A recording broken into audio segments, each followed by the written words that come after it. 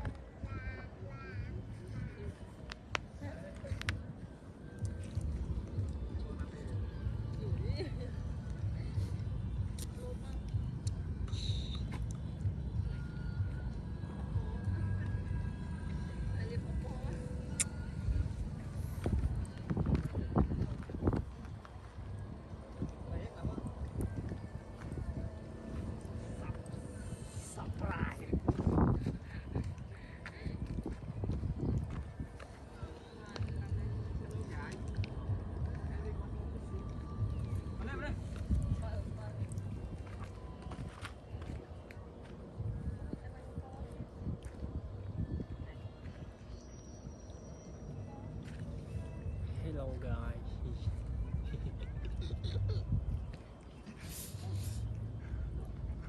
សូមជម្រាបសួរទៅដល់ប្រិយមិត្តសិស្សប្អូនដែលកំពុងតែត្រៀមប្រឡងទី12បាទអញ្ចឹងបង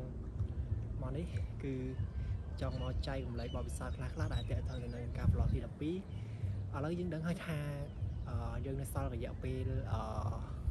ប្រហែលជាខ្ទង់5ខែទៀតទេអញ្ចឹងក្នុងរយៈពេល5ខែហ្នឹងយើងគួរធ្វើអ្វីខ្លះអញ្ចឹងបងជឿថាសិស្សប្អូនថ្នាក់ទី12ហ្នឹងគឺគាត់បានរៀនចប់មេរៀនប្រហែលជាចិត្តរួចអស់ហើយអញ្ចឹងក្នុងរយៈពេល5ខែហ្នឹងបងប្អូនគួរតែទាញវិញ្ញាសាយកមកធ្វើបដើមកណាអញ្ចឹងវាមានទៅលើដូចជាគណិតដូចជាគីមីរូបជីវៈនឹងឲ្យសិតតែយើងអាចទាញយកវិញ្ញាសាយកមកធ្វើបានដែរវិញ្ញាសានោះបងខមមិន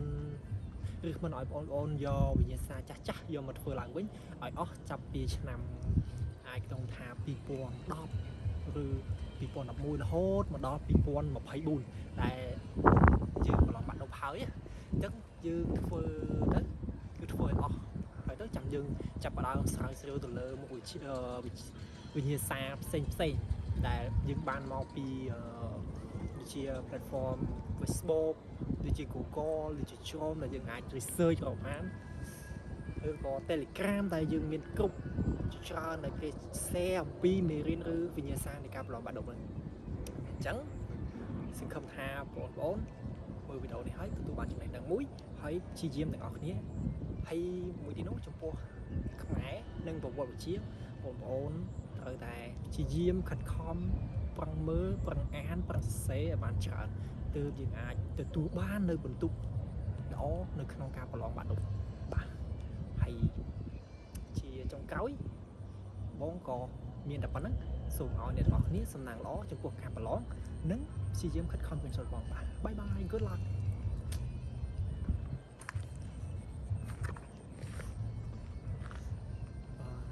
ជំរាបសួរទៅដល់អ្នកទាំងអស់គ្នាខ្ញុំបាទបនមេក្រាជាអតីតសិស្សនិទេស A ដែលមកពីវិទ្យាល័យប៊ុនកនីហ៊ុនសែនចន្ទ្រាដែលស្ថិតនៅក្នុងខេត្តស្វាយរៀងហើយឥឡូវនេះខ្ញុំកំពុងតែនៅមាត់ទន្លេបាទខ្ញុំធ្វើវីដេអូនេះឡើងដើម្បីចែករំលែកបទពិសោធន៍ខ្លះៗទាក់ទងនឹងការប្រឡងបាក់ឌុបឲ្យគ្នាយើងកាន់តែមានកម្លាំងចិត្តនៅក្នុងការធ្វើវិញ្ញាសាបន្តអញ្ចឹងយ៉ាចាប់ដើម